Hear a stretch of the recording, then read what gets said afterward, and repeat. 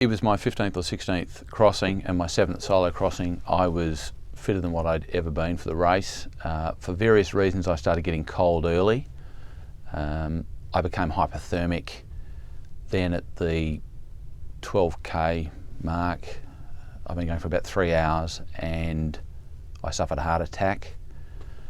Because I was so cold, my heart was having to work very hard to keep me warm, and I pushed it too hard at the same time, which forced my heart into a spasm. And at that stage, I thought I'd just hit the wall, and I thought I've been through this before. Look, I'll just continue swimming and just work my way through it. I thought I had a massive loss of power at the time, but I just kept plodding along, and I never regained power. But then shortly after, because my heart wasn't working properly, my lungs started to fill with fluid, and that's when the pulmonary edema, essentially what that is, that's when that developed. So I started coughing a lot. And at that stage, I thought I just inhaled salt water, and which I think I had done anyway. But I continued coughing till the end of the race. It starts with a shiver. You start to shiver, then I start feeling certain aches as well in my shoulders, and then it sort of goes further and further into your core, such that you just feel really cold through the middle of you. And then it becomes you do feel a sense of numbness, and it becomes a bit like an out-of-body experience. And then, of course, when the heart attack happened, I didn't know what it was. As I said, I thought I'd hit the wall, but it was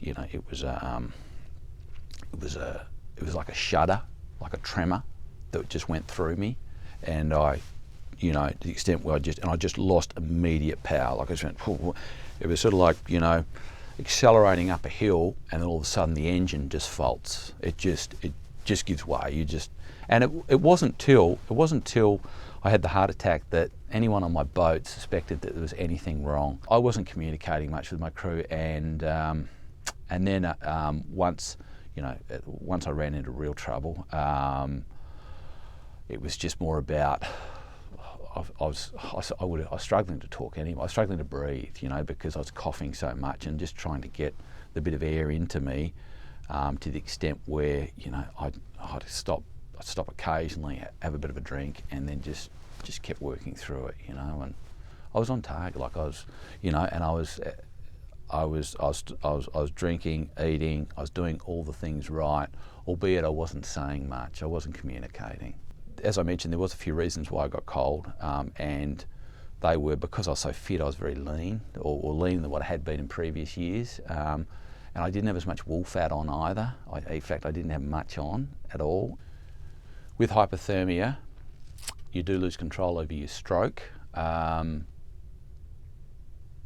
albeit that wasn't easily identifiable in my situation. So I think it's important that the crew understand your stroke, but I think it's also important that they understand your mental approach, and understand you have some insight into how you respond in certain situations, and particularly in endurance events, And also, I think there needs to be, you need to establish beforehand that yes, I will communicate with my paddler, yes, I will communicate with my crew, and that is expected of you.